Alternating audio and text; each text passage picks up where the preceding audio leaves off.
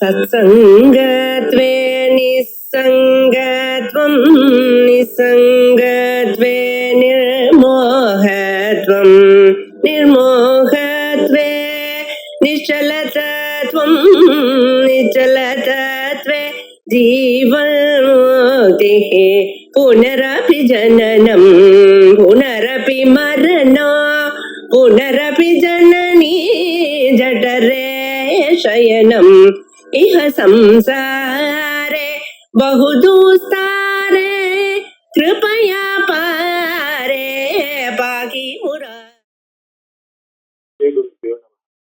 गुरु ब्रह्मा गुरुर्विष्णु गुरुर्देवो महेश्वरः गुरुः साक्षात् परं ब्रह्म तस्मै श्री गुरवे नमः। श्रुतिस्मृतिपुराणानाम् आलयं करुणालयं नमामि भगवत्पादं शंकरं लोकशंकरं।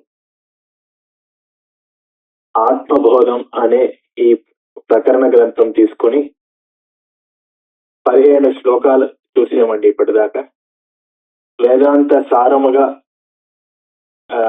సంస్కృతంలో ఇప్పుడే పరిచయం పొందిన వాళ్ళకి కూడా చాలా సులభంగా అర్థమయ్యేలా భగవత్పాదులు రచించిన ఈ గ్రంథము, ఈ ప్రకరణ గ్రంథము ఈ శ్లోకాల రూపాలుగా ఉంది. మనకి అని వేదాంత తత్వాలు చాలా కష్టంగా ఉండే వేదాంత తత్వాలన్నీనే సులభంగా మనకి అర్థమయ్యేలా ఇలా అద్భుతమైన ఒక గ్రంథము భగవత్పాదులు మనకు ప్రసాదించారు. పోయినసారి 15వ శ్లోకం దాకా చూసామండి. ఇవాళ 16వ శ్లోకం నుంచి తీసుకుని చూద్దాం. వపుస్తుషాదిభిఃకోశైర్యుక్తం యుక్త్యా అవఘాతతః ఆత్మానమంతరం శుద్ధం వివిచ్యాత్ తండులం యతా అని 16వ శ్లోకం. ఇంతకుముందు 15వ శ్లోకంలో మనం పంచకోశాది యోగేన తత్తన్మయ ఇవ స్థితః శుద్ధాత్మా నీలవస్త్రాది యోగేన స్ఫటికోయత అని ఈ శరీరం అన్నది పంచకోశాలతో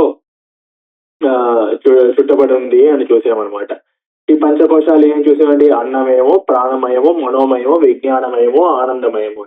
ఈ పంచకోశాల కన్నా భిన్నముగా మనం ఆత్మాని చూడాలి అని చెప్పడం కోసం ఈ 16వ శ్లోకం. మరి పంచకోశంగా భిన్నంగా చూడాలంటే ఎలా చూడాలండి అని ప్రశ్న వస్తుంది మనకి. అది ప్రశ్నకి సమాధానం చెప్పడం కోసం ఈ 16వ శ్లోకం ఆరంభం చేశారనమాట. దానికి ఎప్పుడు చెప్పినట్టు ఒక లౌకిక ఉదాహరణ అని చెప్తే మనకి బాగా అర్థం అవుతుంది కదండి. అలా తుషాదిభిః అవఘాతతః తండులం యత అని లౌకిక ఉదాహరణ అనమాట. ఇక్కడ మనం గ్రామాల్లో అంటా చూసారంటే బియ్యం ఎలా వస్తుంది అంటే ధాన్యం తీసుకుంటారు. ధాన్యం పొలాల నుంచి ధాన్యం తీసుకుని ఆ ధాన్యం పైన ఒక ఇల్లు పొట్టులా ఉంటుందండి. ఆ పొట్టుని తుషం అంటాం అనమాట. ఆ తుషముని తీయాలంటే ఏం చేస్తారు? దాన్ని ఒక మూటలా వేసి దాన్ని వేసి ఆ రాయి పైన కొడతారనమాట. అదొకటి. అవఘాతం అని ఒక రుబ్బు రోల్లా ఉంటే దానిపైన ఇలా కొడితే అప్పుడు ఆ బియ్యం బయటకు వస్తుంది. ఆ పైన ఉన్న తోలు విడిగా వెళ్ళిపోతుంది అనమాట. అలా ఆ బియ్యం ధాన్యంలో ఆ పొట్టు వేరే ఆ బియ్యం వేరే అని దాన్ని విడిగా తీస్తే దాని తర్వాత మనం ఆ బియ్యంని మనం వండుకొని అన్నంగా తింటాము. కానీ అది లోపల ఉన్న బియ్యంని ఎలా మనం బయటకి తీస్తామో ఆ పొట్టు తీసేసి, అలాగే ఈ పంచకోశాలతో చుట్టి ఉన్న ఈ ఆత్మని ఈ మనం యుక్తి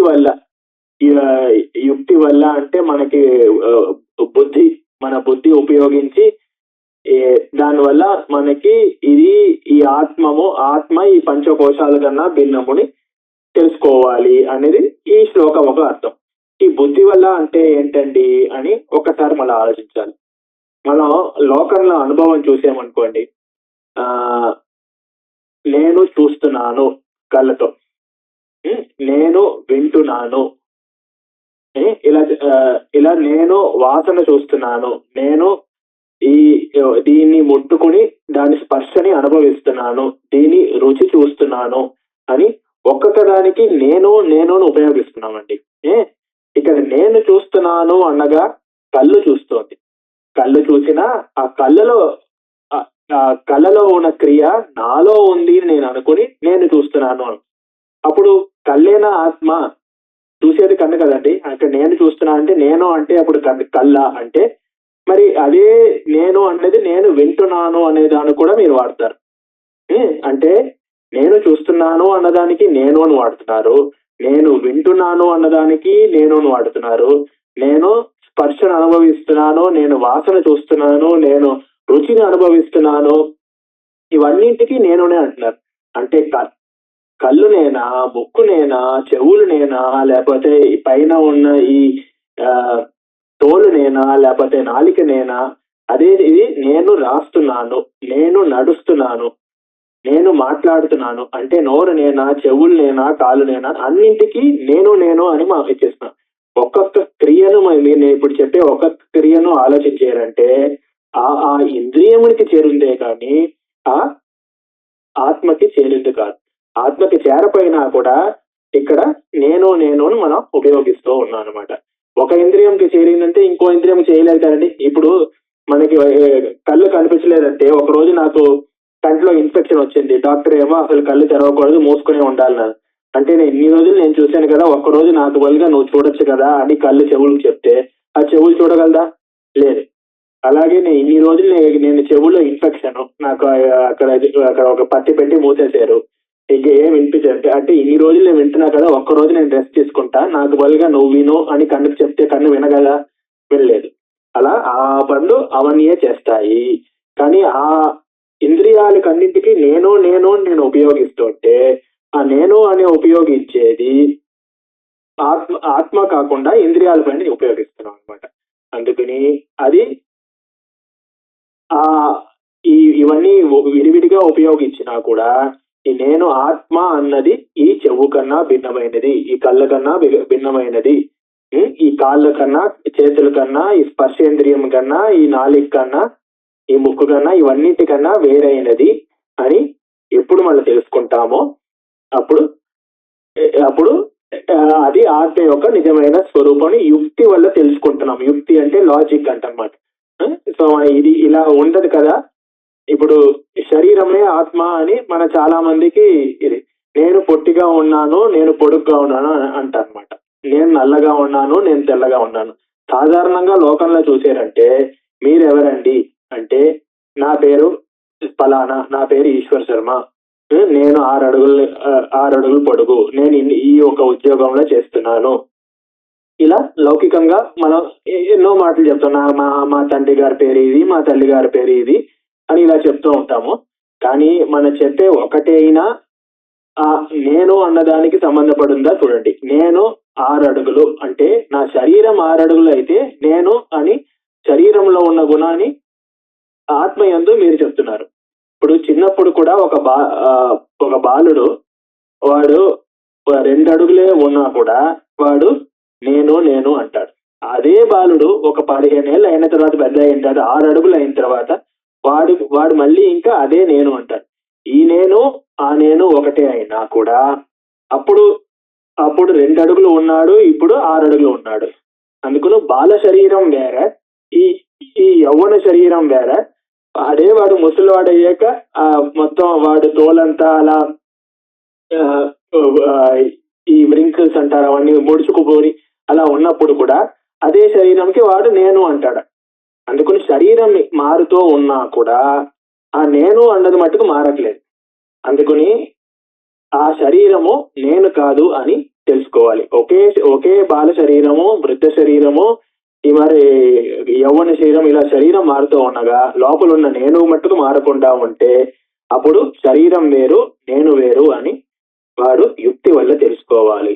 ఇదే భామతీకారులు ఏన వ్యావర్తమానేషు యద్ విద్యతే తేభ్యో భిన్నం సూత్రో మణిగణానివ అని ఒక అద్భుతమైన వాక్యం చెప్పారు. ఒక మాలలో మణిలంతా ఒక తాడులో కట్టబెట్టారు అనమాట. ఆ మణిలంతా ఒక్కొక్కటి పక్క పక్కన ఉన్నా కూడా ఆ లోపల ఉన్న సూత్రం ఒక తాడు, ఆ తాడు పైన మణిలంతా కట్టిపెట్టితే ఆ మాలలో ఆ తాడు వేరే, మాల మణిలు వేరే. ఆ మణిలంతా మారుతూ ఉన్నా కూడా ఆ తాడు మట్టుకు ఒకటేగా ఉంటుంది. అలా లోపల ఉన్న ఆత్మ ఒకటే ఉంటుంది, శరీరం మనకి ఎలా మారినా కూడా. అందుకని ఎలా తాడు వేరే మణిలు వేరే, అలాగే ఈ శరీరం మారుతూ ఉండగా నేను నేను అన్నది మారట్లే కనుక నేను వేరే శరీరం వేరే అన్నమాట. అలాగా మన యుక్తితో నేను వేరే, ఇంద్రియాలు వేరే, నేను వేరే, శరీరం వేరే, అలాగే యుక్తితో నేను వేరే, మనస్సు వేరే, నేను వేరే, బుద్ధి వేరే అని యుక్తి వల్లే మనం తెలుసుకోవచ్చు. అయినాను మనం ఇవన్నీ తెలుసుకున్నాను ఇప్పుడు అవునండి మీరు చెప్తే నాకు అనిపిస్తోంది అలాగే కదా అనుకున్నా కూడా మనం ఈ క్లాస్ అయిపోయాక మళ్ళీ బయటకు వెళ్ళిన తర్వాత నేను నాకు ఆకలిస్తోంది నాకు భోజనం పెట్టు అని మళ్ళీ అది నేను అనే మాట అలాగే ఆ అజ్ఞానం వల్ల అలాగే మనం ఉపయోగిస్తాం అన్నమాట. అందుకని ఇలా మనం ఈ అజ్ఞానం వల్ల చాలా ఏళ్ళుగా ఈ నేను అనే మాట శరీరం పైన ఇంద్రియాల పైన వాడుతున్నాము. కానీ ఈ యుక్తి వల్ల తెలుసుకుని మళ్ళీ మళ్ళీ లోకంలో ఉపయోగిస్తే దానివల్ల మనకి ఈ యొక్క ఆత్మ జ్ఞానము తెలుస్తుంది అని. ఇలాగే దీనికి ఈ శృతి వాక్యాలు కూడా చాలా ఉన్నాయన్నమాట. నేతి నేతి అని బృహదారణ్యకంలో అంటే ఒక్కొక్కటి ఇది కాదు, ఈ శరీరం ఆత్మ కాదు, మనస్సు ఆత్మ కాదు, ఇంద్రియాల ఆత్మ కాదు, ఒక్కొక్కటిగా మారుతూ ఉంటే అప్పుడు ఆత్మ యొక్క నిజమైన స్వరూపం తెలుసుకుంటాము అని. అస్థూలం హ్రస్వం అదృశ్యే అనాత్మే అనిరుక్తే అనిలయనే అని తైతర్యంలో అలా ఇలా ఎన్నో స్థితి వాక్యంలో ఇలా ఏది మనం చూడలేమో, కళ్ళు కాదో, ఏది మనస్సు కాదో, ఏది ఒక ఆధారం కాదో, ఏది మమ అనే భావం లేనదో ఇలాంటివన్నీ ఇదే ఆత్మ అని ఆత్మ యొక్క స్వరూపం చాలా శృతి వాక్యాల్లో చెప్పబడింది. అది కాకుండా యుక్తి వల్ల కూడా శృతి వాక్యాల వల్ల కూడా మనం తెలుసుకోవాలి. అది ఈ శ్లోకంలో చెప్పబడింది. చూడండి, తుషాదిభి వపుహు అంటే శరీరం అంది. తుషాదిభి కోశై యుక్తం యుక్త్యా అవగాతత అంటే అవగాతం వల్ల ధాన్యాల్ని ఒక రోడ్లో వేసి కొట్టడం వల్ల దాని ఒక బయట ఒక పొట్టుని ఎలా విడిగా వస్తుందో, బియ్యం విడిగా వస్తుందో అలాగే శరీరం చుట్టూ కోశాలు ఉన్నాయి. కోశైర్ యుక్తం, ఈ 5 కోశాలతో ఈ శరీరం ఉంది. దీని అన్నింటి లోపల ఆత్మానం ఉంది. ఆత్మానం అంతరం శుద్ధం, ఈ శుద్ధమైన ఆత్మని వివిచ్యాత్ తండులం యత, ఎలా అయితే ఆ ధాన్యాల నుంచి బియ్యం వస్తుంది, తండులం అంటే బియ్యం అండి, బియ్యం ఎలా బయటకు వస్తుందో లోపల ఉన్న బియ్యంని కనిపిస్తుందో అలాగే లోపల ఉన్న ఆత్మని ఈ శరీరం పైన ఉన్న పంచకోశాలని ఈ ఆత్మ పైన ఉన్న పంచకోశాలని విడిగా తీసి ఇవన్నిటికన్నా విడిగా ఉన్నది ఆత్మ, శుద్ధమైన ఆత్మ అని తెలుసుకోవాలి అని చెప్పబడింది. ఇది 16వ శ్లోకం అన్నమాట. వపుస్తుషాది కోశై యుక్తం యుక్త్యా అవఘాతతః ఆత్మానమంతరం శుద్ధం వివిచ్యాత్ తండులం యతా అని 16వ శ్లోకం. దాని తర్వాత 17వ శ్లోకం అండి. సదా సర్వగతోప్యాత్మ సర్వత్ర అవభాసతే బుద్ధావేవ అవభాసేత స్వచ్ఛేషు ప్రతిబింబవత్ అని 17వ శ్లోకం అన్నమాట. ఏమండి, ఈ ఆత్మ ఇలా విడిగా తెలుసుకోవాలి ఇది అది అన్నారు, కానీ నా వల్ల తెలుసుకుందుకు వీలు కాలేదే. ఈ ఆత్మ అన్ని చోట్ల ఉంది అంటున్నారు, అన్ని చోట్ల ఉన్నా మరి నాకెందుకు ఈ ఆత్మ అన్నది నాకు ఇదే ఆత్మ అని నాకు ఎందుకు నా వల్ల తెలుసుకుందుకు వీలు కాలేదు. నేను అది ఆత్మ లేని చోట ఆత్మ ఆత్మ అనుకుంటున్నాను, కానీ ఎక్కడ ఆత్మ ఉంది అని నేను తెలుసుకోలేకపోతున్నాను. అంటే అయ్యా, ఆత్మ అన్ని చోట్ల ఉంది, సర్వగతం ఆత్మ, ఈ ఎప్పుడూనే సర్వగతం. ఏదో ఒక సమయంలో సర్వగతంగా ఉంది, సర్వగతం అంటే అన్ని చోట్ల ఉంది అని అర్థం అండి. అన్ని చోట్ల ఉన్నది ఆత్మ, ఉంది ఉండుత అనే భావమే అది ఆత్మ అంటామా. ఆ ఆత్మ సదా సర్వగత, ఎప్పుడు అన్ని చోట్ల ఉంటుంది, కానీ న సర్వత్ర అవభాసతే అంటే అన్ని చోట్ల మనకి చాలా సులభంగా కనిపించదు అని. అన్ని చోట్ల కనిపించేలా మనం యుక్తి వల్ల తెలుసుకోవాలి, కానీ సులభంగా మనకి ఆత్మ కనిపించడు అని. మనము చాలా వరకు ఈ ప్రశ్న మనకి సాంప్రదాయ రీతిగా మనకు ప్రతిరోజు కాకపోయినా వారానికి ఒకసారైనా ఈ మరి దేవస్థానంకి వెళ్ళే అలవాటు ఉందండి మన కుటుంబాలకి చాలా. ఇది అప్పుడప్పుడు ఈ గుళ్ళకి దేవస్థానానికి వెళ్ళి దేవుడిని దర్శనం చేసుకుని ఆ తిరుపతికి వెళ్ళి ఆ ఏడుకొండల వాడిని దర్శనం చేసుకుంటే అంతకన్నా ఆనందం ఇంకేముంది అని అనిపిస్తుంది మనకి. అలా వాళ్ళకి ఆ కుల దేవతలు అలా అక్కడ వెళ్ళి చూస్తే అది ఒక మనసుకు ఒక సంతోషం తృప్తి అలా కలుగుతుంది. కానీ ఎప్పుడైనా ఒక నాస్తికుడు వచ్చి నువ్వు దేవుడు అన్ని చోట్ల ఉన్నాయి అంటున్నావు కదా, మరి ఎందుకు నువ్వు గుడికి ఎందుకు వెళ్తున్నావు అని ప్రశ్న అడిగితే దానికి మీరు సమాధానం చెప్పగలగాలి. దానికి ఎలా చెప్పాలన్నది ఇక్కడే చెప్పబడింది అనమాట. ఇప్పుడు అన్ని చోట్ల దేవుడు ఉన్నాడు అని తెలుసుకునే మనస్తత్వం నీకు ఉండిందంటే అప్పుడు నువ్వు గుడికి వెళ్ళక్కర్లేదు. కానీ ఇప్పుడు నీకు అన్ని చోట్ల దేవుడు ఉన్నాడు అనే అనుభవం ఉండట్లేదు. అందుకని ఏ చోట్ల అయితే దేవుడిని నువ్వు చాలా సులభంగా అనుభవించగలవో ఆ చోటుకు వెళ్తే నేను అప్పుడు దేవుణ్ణి అక్కడ నేను చూసి ఆనందించి అది అనుభవించగలను. ఎప్పుడైతే నా మనస్తత్వం అన్నది దేవుడు అన్ని చోట్ల ఉన్నాడు అని తెలుసుకునేంత ఇది పొందిందంటే అప్పుడు అన్ని చోట్ల ఉన్నాడు కనుక నా ఇల్లే దేవస్థానము, అందుకు నేను దేవుడిని నేను ఇక్కడే చూసుకుంటా అనే భావము కలగచ్చు అనమాట. అది ఇంకా రాలేదు కనుక తప్పకుండా దేవస్థానంలో అక్కడ ఒక్కొక్కటి అక్కడ వాస్తు ప్రకారం ఈ ఈ దేవుడి విగ్రహం ఇక్కడ పెట్టాలి, ఈ పక్క తిరిగి పెట్టాలి, ఆ గర్భగుడి ఇది అలా కరెక్ట్ గా. ఎందుకంటే మనం మనస్సు మన మైండ్ అక్కడ ఫోకస్ అయ్యి ఆ దేవుడి పైనే మనం మనసు పెట్టేలా అక్కడ ఒక చుట్టూ ఒక పరిస్థితి అక్కడ ఏర్పరిచారు. అందుకని మీకు అక్కడ మనశ్శాంతిగా దేవుడిని తలుచుకునే ఒక పరిస్థితి మీకు కలిగేలా ఉండేందుకు దేవస్థానం ఉంటుంది కనుక అలా దేవుణ్ణి తలుచుకుని ఆ దాని వల్ల పుణ్యం వచ్చేది, అందుకని దేవస్థానంకి వెళ్తున్నాము అని చెప్తాము. అలాగే ఆత్మ అన్ని చోట్ల ఉన్నా కూడా శుద్ధమైన మనస్సులో తప్పకుండా ఆత్మ కనిపిస్తాడు. మనసు బుద్ధి ఇవన్నీనే ఒకేటే అయినా కూడా దాన్ని చేసే పనికి తగినట్టు దానికి వేరే వేరే పేర్లు ఉంటాయి. అని ఆలోచిస్తూ ఉంటే మనస్సును, ఒక నిర్ణయం తీసుకుంటే బుద్ధి అని బుద్ధావేవ అవభాసేత. శుద్ధమైన మనసు శుద్ధమైన బుద్ధిలోనే ఆ ఆత్మ కనిపిస్తుంది. స్వచ్ఛేషు ప్రతిబింబవత్ అని. ఎలా అయితే మన ఇంత ముందు కూడా చూసాము ఇలా అద్దంలో బింబము ప్రతిబింబము అని.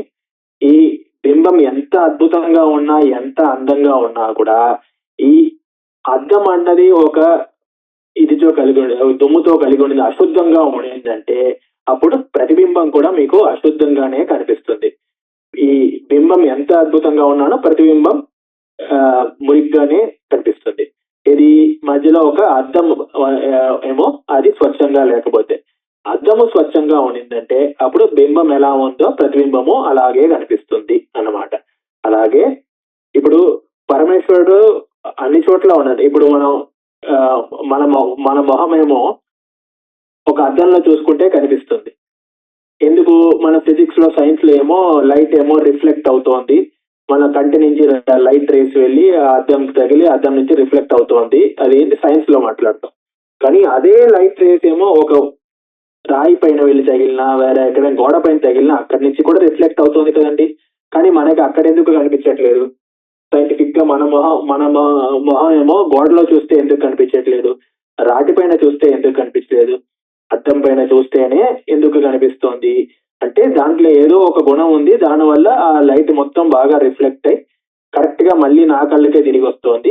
వేరెక్కడైనా లైట్ రేస్ వెళ్ళిందండి నా కళ్ళు నుంచి, అది అన్ని చోట్ల వెళ్తోంది, కరెక్ట్ గా తిరిగి నా కళ్ళకి రావట్లే కనుక అది నాకు నా ఒక్క ప్రతిబింబం దాంట్లో కనిపించలేదు అని అంటాము. అలాగే మనసు శుద్ధంగా ఉంటే, బుద్ధి శుద్ధంగా ఉంటే, ఆ దేవుణ్ణి తలుచుకుంటూ ఎప్పుడూ ఉంటే అప్పుడు దానివల్ల అక్కడ ఆ మనస్సులో ఆత్మ తప్పకుండా కనిపిస్తుంది అని ఇక్కడ చెప్పండి. సదా సర్వగతోప్యాత్మ న సర్వత్ర అవభాసతే. అన్ని చోట్ల ఆత్మ ఉన్నా కూడా ఎప్పుడూనే అన్ని చోట్లోనే ఆత్మ ఉన్నా కూడా అన్ని చోట్ల అది నా సర్వత్ర అవభాసతే మనకి కనిపించట్లేదు, తెలియట్లేదు. బుద్ధావేవ అవభాసేత. బుద్ధిలోనే అది కనిపిస్తుంది, దాన్ని అనుభవించాలి. స్వచ్ఛేషు ప్రతిబింబవత్. ఎలా? స్వచ్ఛమైన ప్రదేశంలో ఒక స్వచ్ఛమైన అద్దంలో ప్రతిబింబం ఎలా మనకు కనిపిస్తుందో అలాగే ఇది స్వచ్ఛమైన మనస్సులో తప్పకుండా ఆ పరమేశ్వరుడు కనిపిస్తాడు అని 17వ శ్లోకము. దాని తర్వాత 18వ శ్లోకం చూడండి. దేహేంద్రియ మనో బుద్ధి ప్రకృతిభ్యో విలక్షణం తద్వృత్తి సాక్షిణం విద్యాత్ ఆత్మానం రాజవత్సదా అని. అలాగే ఇంతకుముందు చెప్పినట్టు ఇలా ఇంద్రియాల కన్నా వేరేంది ఆత్మ, మనస్సు కన్నా వేరేంది ఆత్మ అని తెలుసుకోవాలి అని చెప్పాం కదండి. అదే ఇక్కడ చెప్పిన దేహ ఇంద్రియ మనో బుద్ధి ప్రకృతిభ్యో విలక్షణం. ప్రకృతి అంటే దీని క్రియలు అన్నమాట. ఈ క్రియలన్నింటికి ఆయన సాక్షిగా ఉంటారు. తద్వృత్తి సాక్షిణం విద్యాత్. ఇవన్నిటికన్నా భిన్నంగా ఉన్నది ఆత్మ. అన్నిటి వాళ్ళు ఆ ఇంద్రియాలు ఆ క్రియలు చేస్తుంటే తద్వృత్తి సాక్షిణం విద్యాత్. నువ్వు తప్పుడు పని చేసినా మంచి పని చేసినా ఆయన లోపల ఉండి సాక్షిగా ఉంది, లోపల చూస్తున్నారు. ఇప్పుడు ఒకే లైట్ ఉందండి. ఇప్పుడు మనకు కరెంటు పోయింది అనుకోండి, మన ఇంటి లోపల కరెంటు పోయింది. బయట పాతకాలంలో గ్రామాల్లో చాలా వరకు సాయంకాలం అయితే కరెంటు ఉండేది కాదు. అప్పుడు వీధి లైట్లే ఉండేవి. వీధి లైట్లు ఉన్నప్పుడు అప్పుడు చదువుకోవాలనుకున్నవాడు వీధి లైట్ కిందకి వెళ్ళి చదువుకుంటాడు.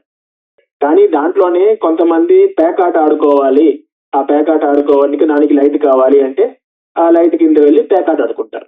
ఆ లైట్ ఒకటే, ఒకే లైట్ ఉన్నా కూడా దాని కింద నువ్వు పేకాట ఆడుకుంటావా లేకపోతే దాని కింద నువ్వు చదువుకుంటావా అన్నది నీ పని. అలాగే లోపల ఉన్నది పరమేశ్వరుడు ఒకటే. అందరిలోనూ చెడైన వాడు అయినా సరే మంచి అయినా లోపల పరమేశ్వరుడు తప్పకుండా ఉన్నాడు. మంచి వాళ్ళ లోపలే పరమేశ్వరుడు ఉన్నాడు, చెడ్డ వాళ్ళ లోపల లేదు అని కాదు.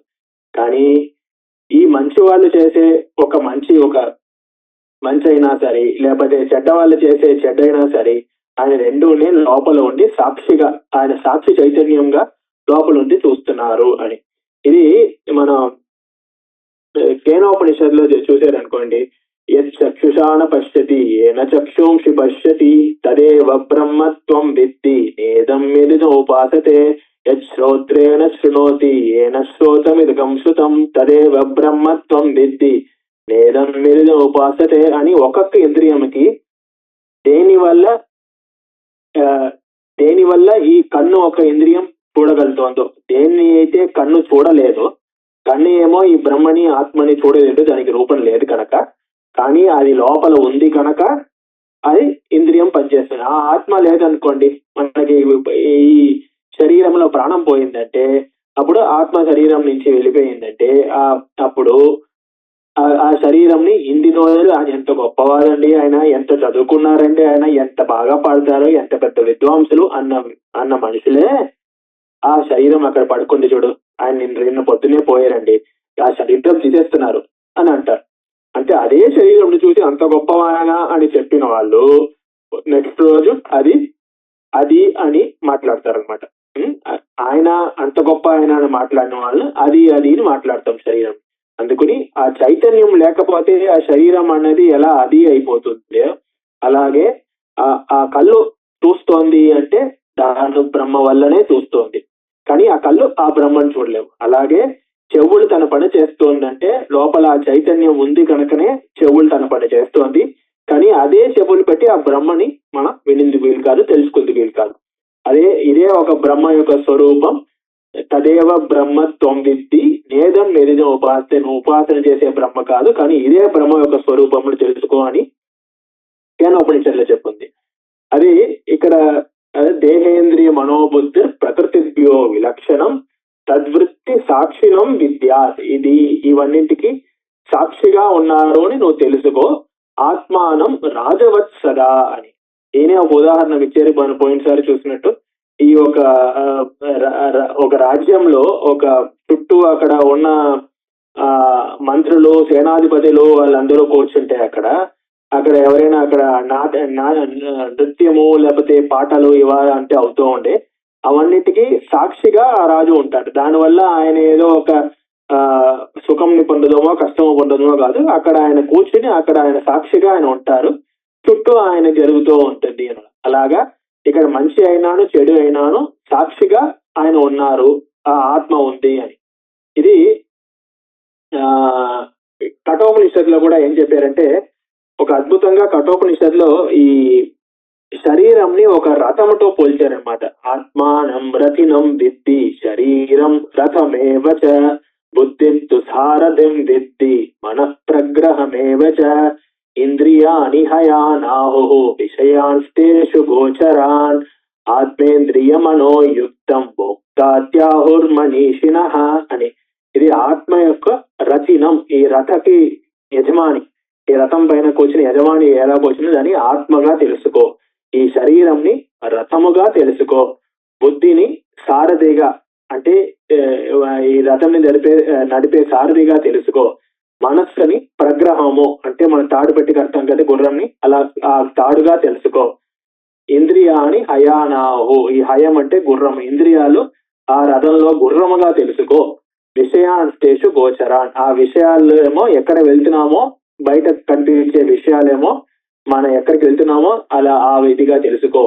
అంటే ఇప్పుడు ఎలా అంటే ఎప్పుడు ఎలా అయితే ఇంద్రియాలేమో పదార్థాలను చూసి ఎలా పరిగెడుతూ ఉంటాయో, నాకు ఈ సినిమా చూడాలి, నాకు ఈ మ్యాచ్ చూడాలి, అలా ఇక్కడ ఇది జరుగుతోంది, అక్కడ అలా జరుగుతోంది, నాకు చూడాలి అని ఎప్పుడు ఇంద్రియాలు ఆ పక్క బయట ఒక విషయాల పక్క ఆకర్షించి అలా వెళ్తూ ఉంటాయి. అలాగే గుర్రాలు ఆ చోటుకు వెళ్తున్నాయి అని, ఆ గుర్రాలు వెళ్తున్నాయి అంటే ఆ గుర్రాలు ఇంద్రియాలకి సమానం అనమాట.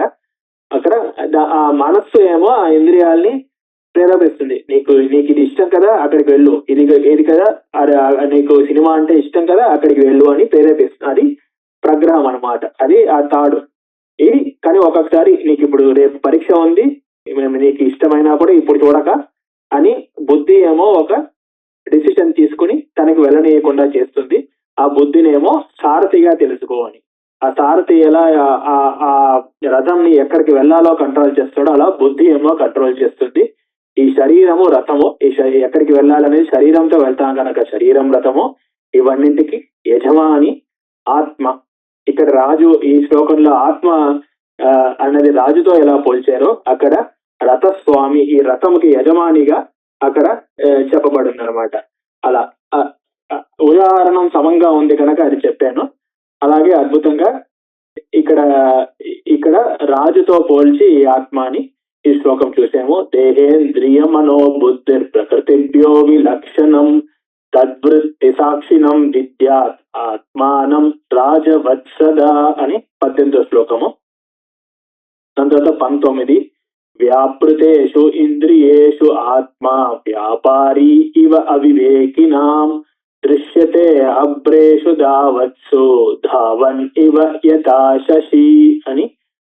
మళ్ళీ ఈ ఇంద్రియం ఈ యొక్క ఆత్మకి చూడలేము, ఈ యొక్క ఇంద్రియాలతో చూడలేము అని ఒకటి చూసాము. అలాగే ఈ ఆత్మ యందు క్రియ అన్నది లేదు. అంటే ఇప్పుడు ఇంకొక చోటు నుంచి ఇంకో చోటుకి వెళ్ళడము లేకపోతే ఎలాంటి క్రియవో లేదు ఈ ఆత్మలో అని. ఎలా అయితే మిగతా ఇంద్రియాలన్నీ తన పని చేస్తుంటే, ఇంద్రియాలు చూస్తున్నాయి, కళ్ళు చూస్తున్నాయి, ముక్కు వాసన చూస్తోంది అనగా ఆత్మ నేను చూస్తున్నాను, నేను వాసన చూస్తున్నాను ఎలా చేస్తామో క్రియ లేపైనా ఆత్మ యందు క్రియని ఆరోపిస్తున్నాము. అలాగే వ్యాపృతేషు ఇంద్రియేషు, ఇంద్రియాల్లో వ్యాపారం ఉన్నా కూడా ఆత్మ వ్యాపారి ఇవ అవివేకిన, ఆత్మయందు వ్యాపారం క్రియ ఉంది అని అవివేకులు చేస్తారు. లోకంలో మనం అవివేకులు, మనం అవిద్య వల్ల ఆత్మయందు క్రియని ఆరోపిస్తున్నాము. ఎలా ఆరోపిస్తున్నాము దానికి లౌకిక ఉదాహరణ మళ్ళీ దృశ్యతే అభ్రేషు దావత్సు, ఈ ఆకాశం పైన చంద్రుడు ఒక చోటు నుంచి ఇంకో చోటికి పరిగెడుతున్నట్టు అనమాట. మనం మెడ్రాస్ నుంచి హైదరాబాద్ కి ట్రైన్ లో వెళ్తున్నామండి. వెళ్తుంటే అక్కడ రాత్రి పూట బయట ఈ జన్నలు ఓపెన్ చేసుకుని చంద్రుడిని, ఆ రోజు పౌర్ణమి నాడు అద్భుతంగా చంద్రుడు చూస్తున్నాడు అనమాట. చిన్నపిల్లాడు నాన్న అక్కడ చూడు చంద్రుడు అని అలా చూస్తూ ఉండగా కొంచెంసేపు అయ్యాక 1 గంట 2 గంటలు అయ్యాక ఒక ఊరు నుంచి ఇంకో ఊరికి వెళ్ళాము.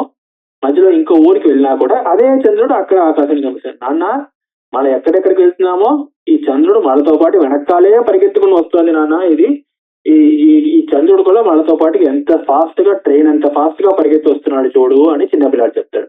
అలాగే ట్రైన్ లో మనం ఒక పక్క నుంచి ఇంకో పక్క వెళ్తుంటే మన ఎదురు సైడ్ డైరెక్షన్ లో చెట్లన్నీ ఇంకో పక్క వెళ్ళిపోతున్నట్టు అనిపిస్తాయి. ఆ చెట్లు వస్తుత ఒక చోట నుంచి ఇంకో చోట వెళ్ళట్లే. ఆ చంద్రుడు కూడా వస్తుత ఒక చోట నుంచి ఇంకో చోట వెళ్ళట్లే. కానీ అరే మనకి ఇంకో పక్క పరిగెత్తున్నట్టు చంద్రుడు మనం ఎక్కడికి వెళ్ళినా వచ్చినట్టు చంద్రుడు కూడా పరిగెత్తున్నట్టు మనకి అలా కంటికి అలా కనిపిస్తుంది. మనం పెద్ద అయ్యాక చదువుకుని అప్పుడు వాళ్ళ నాన్న చిన్నపిల్లలు అలా చెప్తారు, వాళ్ళ నాన్న నవ్వి అలా కాదు బాబు ఆ చంద్రుడు వెళ్ళట్లేదు, ఆ చెట్లన్నీ పరిగెత్తట్లేదు అని అంటాం. మనం పెద్ద అయ్యాక చదువుకుని వాళ్ళని తెలుసుకుంటాం. కానీ చిన్నపిల్లలకి అది అలా అలా అనిపిస్తుంది, వాళ్ళకి ఇంకా తెలియదు కనుక. అలాగే ఆ చిన్నపిల్లలు మనం అజ్ఞాన దశలో ఆ ఆత్మయందు క్రియని ఆరోపిస్తున్నాం. ఎప్పుడైతే జ్ఞానాన్ని పొందుతామో అప్పుడు ఈ క్రియ అంతా ఇంద్రియాలదే కానీ ఆత్మది కాదు అని మనం తెలుసుకుంటాము అని. అలా శశి అంటే చంద్రుడు, యథా దృశ్యతే అభ్రేషు ధావత్సు ధావన్నివ యథా శశి అని. అలా మేఘాలని, అభ్రం అంటే మేఘం అండి, మేఘాలన్నీ అలా వెళ్తూ ఉంటే ఆ చంద్రుడిని చుట్టి అప్పుడు ఆ మేఘాలు తన్ని చుట్టూ ఉంటే దాని దగ్గర నుంచి ఆ చంద్రుడు పరిగెత్తున్నట్టు మనకి ఎలా అనిపిస్తోంది. యథా దృశ్యతే అభ్రేషు ధావత్సు ధావన్నివ యథా శశి, చంద్రుడే పరిగెడుతున్నట్టు కింద నుంచి మనకి ఎలా కనిపిస్తుందో అలాగే ఇంద్రియాల పైన ఉన్న క్రియ వ్యాపారము మన ఆత్మయందు మనం అవివేకులు ఆరోపిస్తాము అని 19వ శ్లోకం. వ్యాపృతేషు ఇంద్రియేషు ఆత్మ వ్యాపారీవ అవివేకినాం దృశ్యతే అభ్రేషు ధావత్సు ధావన్ ఇవ యథా శశి అని 19వ శ్లోకం. 20వ శ్లోకం చూద్దాం. తర్వాత ఆత్మ చైతన్యమాశ్రిత్య దేహేంద్రియ మనోదియ స్వక్రియార్థేషు వర్తంతే సూర్యలోకం యథా జనాః. ఎలా అయితే ఇంతకుముందు చెప్పాను కదండి, ఆ ఇంద్రియాలన్నీనే ఆ లోపల చైతన్యం ఉంటేనే అది పనిచేస్తాయి, ఆ చైతన్యం లేకపోతే అది పనిచెయ్యవు అని. ఇలా మన కేనోపనిషత్తులో శృతివాక్యం చూసాము. ఇంకో లౌకిక ఉదాహరణ అంటే మనం ఇంట్లోనే చూసామంటే మన ఇంట్లో ఎన్నో వస్తువులు ఉంటాయండి. మిక్సర్ ఉంది, టీవీ ఉంది, మైక్రోవేవ్ ఉంది, ఫ్రిడ్జ్ ఉంది, వాక్యూమ్ క్లీనర్ ఉంది, అలా ఎన్నో వస్తువులు ఉంటాయి మనకి. కానీ ఇవన్నీనే ఉన్నా కూడా ఇవన్నీ పనిచేయాలంటే ఆ కరెంటు అనేది ఒకటి ఉండాలి. ఆ కరెంటు ఒకటి లేకపోతే, కరెంటు పోయిందంటే ఎన్ని వస్తువులు ఉన్నానో అది ఏది పనిచేయదు. ఫ్యాన్ పనిచేయదు, లైట్ పనిచేయదు, ఫ్రిడ్జ్ పనిచేయదు, మైక్రోవేవ్ పనిచేయదు. ఈ ఫోన్ పనిచేస్తుంది అనుకోని, కానీ అది కొంతసేపే పనిచేస్తుంది. అది కూడా ఇంతకుముందు కరెంటు వల్ల ఛార్జ్ అయిన వల్ల పనిచేస్తుంది. ఆ ఛార్జ్ అయిపోతే ఇంకా అది కూడా పనిచేయడం మానేస్తుంది. అలాగా ఈ కరెంట్ అన్నది ఉంటే అన్ని ఎలా పనిచేస్తున్నాయో, కరెంట్ లేకపోతే ఎలా పనిచేయట్లేదో, అలాగే ఈ శరీరం లోపల ఆత్మ ఉండగా ఈ శరీరం అన్ని నేను హాయిగా తినడము, హాయిగా సినిమాలు చూడడము, మంచి మంచి వాసనలు పీల్చడము, మంచి మంచి రుచి అయిన మామిడి పళ్ళు తినడము, ఆవకాయలు తినడము, ఇవన్నీ అనుభవిస్తున్నాను అనమాట. కానీ ఈ ఆత్మ అన్నది లోపల శరీరంలో లోపల లేకపోతే ఇంకా ఈ క్రియలన్నీనే మీ అందు ఉండదు అని. ఆత్మ చైతన్యం ఆశ్రిత్య దేహేంద్రియ మనోదియ. ఈ మనస్సు, బుద్ధి, దియ అంటే బుద్ధి అంటే దేహము, శరీరము, ఇంద్రియాలు, ఇవన్నీ ఆత్మ చైతన్యం ఆశ్రిత్య ఆత్మ చైతన్యం తీసుకుని దానివల్ల ఇవన్నీనే తన పని చేస్తున్నాయి. ఆత్మ చైతన్యం లేకపోతే ఇవన్నీ చెయ్యలేవు.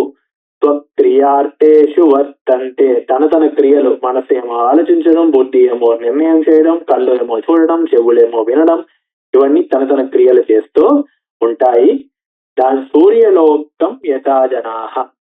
సూర్యుడు ఈ లోకం అన్నింటికి పొద్దున వెలుతురిస్తాడు. ఈ లోకం అంతాను రాత్రి పడుకుని వాళ్ళకి ఎప్పుడు రాత్రిలో అప్పుడు వాళ్ళు విశ్రాంతించి పొద్దున్న లేచిన వెంటనే సూర్యోదయం అయిపోయింది. కొంతమంది సూర్యోదయంకి లేవరనుకోండి, కొంచెం మధ్యాహ్నం 11-12కి లేచినా కూడా ఇక్కడ బయట ఎండగా ఉంది అంటే వెలుతురు వచ్చేసింది, ఇంకా మనం పనులు చేసుకోవాలి అని ఈ సూర్యలోకం నుంచి వచ్చిన వెలుతురు వల్ల తన పనులు ఎలా చేసుకుంటారో, సూర్యుడు ఒక మనకి వెలుతురిని దానివల్ల శక్తిని ఇచ్చే కారణంగా సూర్యుడు ఉన్నాడు.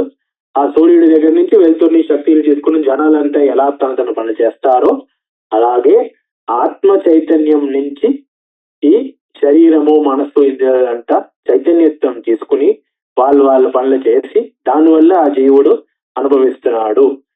కానీ ఆత్మ యందు క్రియ లేదు, కానీ ఆత్మ వల్ల ఈ ఇంద్రియాలు మనస్సు బుద్ధిలో క్రియ ఉంది అని అద్భుతంగా ఇలా 20వ శ్లోకం కూడా చూసాము. ఆత్మ చైతన్యమాశ్రిత్య దేహేంద్రియ మనోదయ స్వక్రియాస్తేషు వర్తంతే సూర్యలోకం యథా జనాః. అలా ఒక్కొక్క శ్లోకంలో ఒక లౌకిక ఉదాహరణ ఇచ్చి మనకి చాలా సులువుగా అర్థమయ్యేలా భాష్యకారులు అత్యంత రుచికరంగా ఈ గ్రంథానికి ఇంకా ముందుకు తీసుకెళ్తున్నారు. దీని తర్వాత భాగం మళ్ళీ వచ్చే లెక్చర్ లో చూద్దాం. ఓం సహనావవతు సహనౌ భునక్తు సహ వీర్యం కరవావహై తేజస్వినావధీతమస్తు మా విద్విషావహై. ఓం శాంతి శాంతి శాంతి. శ్రీ గురుభ్యో నమః. హరి ఓం. నమస్కారం.